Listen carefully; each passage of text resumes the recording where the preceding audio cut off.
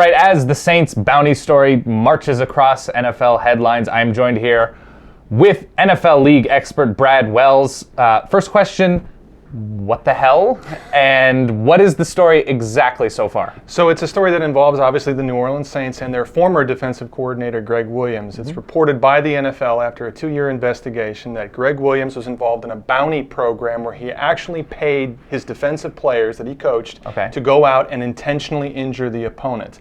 Head coach Sean Payton and general manager Mickey Loomis were aware of it and did nothing to stop it, reportedly by the NFL. That's kind of unprecedented as far as my brain is. Is there a precedent, and what do we know about Gregg Williams in regards to this sort of thing, whether it be whispers or reputation stuff? There's always been whispers about Williams running some kind of bounty program, whether he was with the New Orleans Saints or with the Washington Redskins, where he was before.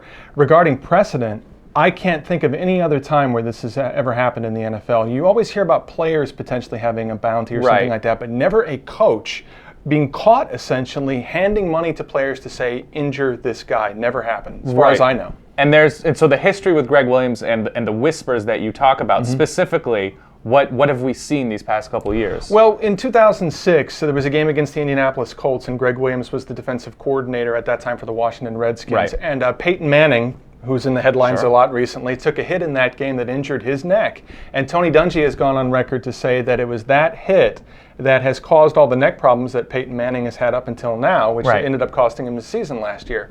So it's possible that Gregg Williams has had this bounty thing going on for a while and that he's been targeting quarterbacks potentially like Peyton Manning.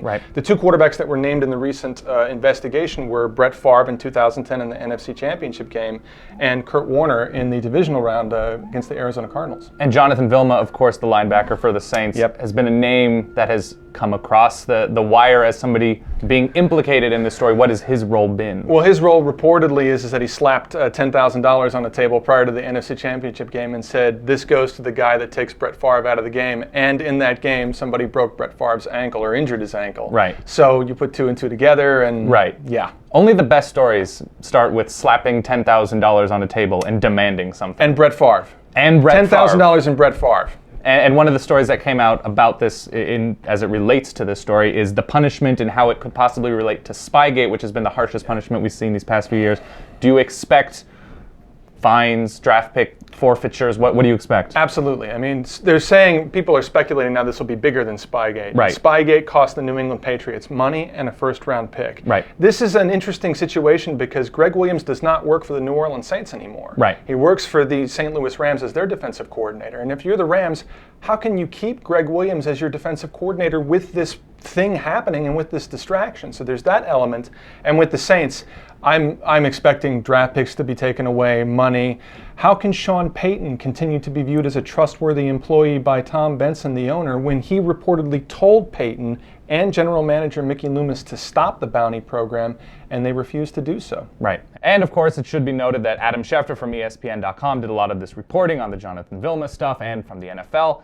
And of course, it's a fluid situation as the story continues to evolve, and certainly subscribe here at youtube.com/SBNation for more.